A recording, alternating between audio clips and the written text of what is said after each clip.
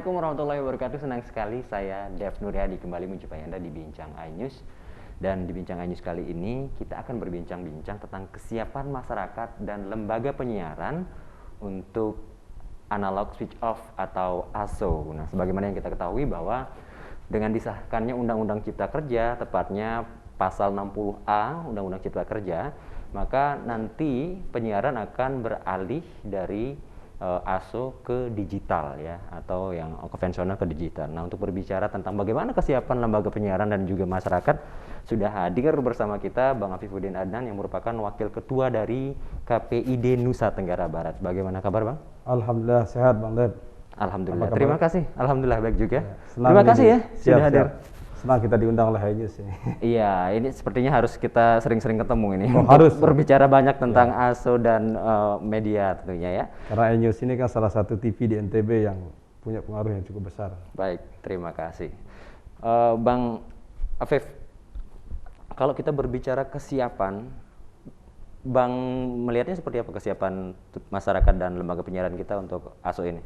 Ya, jadi terima kasih Bang Ded, teman-teman iNews.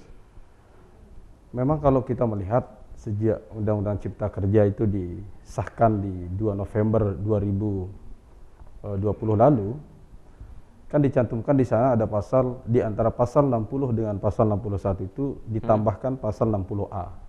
Di mana pasal 60A ini berbicara tentang bagaimana pelaksanaan penyiaran itu harus sesuai dengan perkembangan zaman atau teknologi. Iya.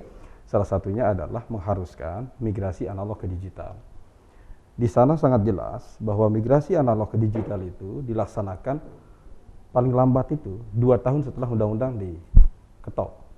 Jadi kalau kita ibaratkan diketoknya Undang-Undang Cipta Kerja nomor 11 tahun 2020 itu pada 2 November 2020, maka praktis kita akan ASO analog switch off. Jadi yang TV analog itu sudah dimatikan secara penuh itu di bulan November 2022. Berarti kita hanya punya waktu 2 tahun lagi? Iya, kurang malah. Kurang ya? Kurang. Jadi tepatnya itu di tanggal 2 November. Pada tanggal 2 November 2022. Kalau kemudian kita berbicara setelah undang-undang itu diketok dan ditetapkan, kemudian di sana sudah dirincikan sangat jelas bahwa bagaimana kesiapan lembaga penyiaran kita dan masyarakat kita. Tentu ini menjadi pertanyaan besarnya kan. Karena lembaga penyiaran sebagai user analog ke digital ini tentu kita melihat dari semua aspek. Apakah kemudian lembaga penyiaran kita semuanya sudah siap? Mungkin kalau bagi mereka yang lembaga penyiaran sebagai penyelenggara multiplexing kan, sebagai penyelenggara MUX, kalau kita di NTB ini kan ada TVRI, kemudian Metro sama SCTP. Mereka sebagai penyelenggara MUX yang nantinya TV-TV yang ada di NTB ini akan menyewa kanal ke mereka. Saya rasa mereka cukup siap. Tetapi bagaimana kemudian kita bicara tentang TV-TV yang lain atau lembaga penyiaran yang lain, terutama TV lokal. Ya. Nah, ini kemudian yang jadi persoalan yang cukup serius. Dan ini saya beberapa kali menginterupsi ketika ada FGD atau kegiatan dari KPI Pusat, kemudian dengan Kementerian Kominfo misalkan, yang berbicara tentang atau sosialisasi analog switch off ini atau ASO, atau migrasi analog ke digital ini.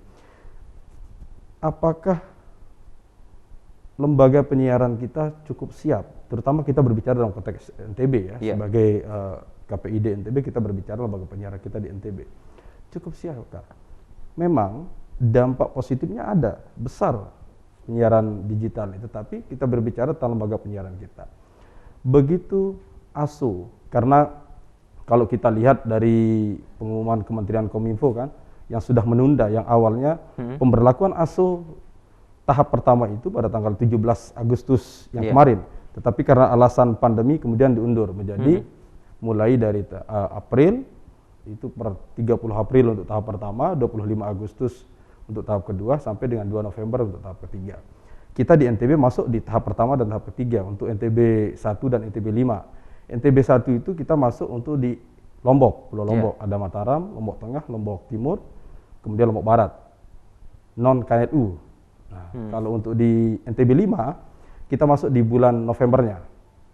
Itu ada Kabupaten Bima, Kota Bima dan Kabupaten Dompu, Non, Sumbawa dan KSB.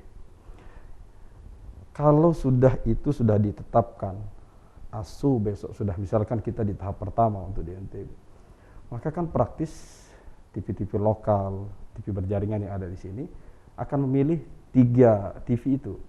Mereka mau menyewa MUX di TVRI, Metro atau SCTP. Ya. Nah, itu kan yang menjadi pilihan. Sementara bagaimana kemudian dengan TV lokal yang selama ini hidupnya mereka dari hasil sewa tower? Kan banyak TV-TV lokal kita justru tower pemancar ini justru jadi lahan bisnis mereka, kan? Sumber pemasukan. Sumber pemasukan, income mereka bagi lembaga penyiaran kita di tengah memang bisnis penyiaran ini yang cukup ya crowded lah kita lihat. Ya. Baik, ditahan dulu Bang, nanti kita akan lanjutkan. Oke, kita harus siap. break dulu, tetaplah bersama kami di Bincang Anyus.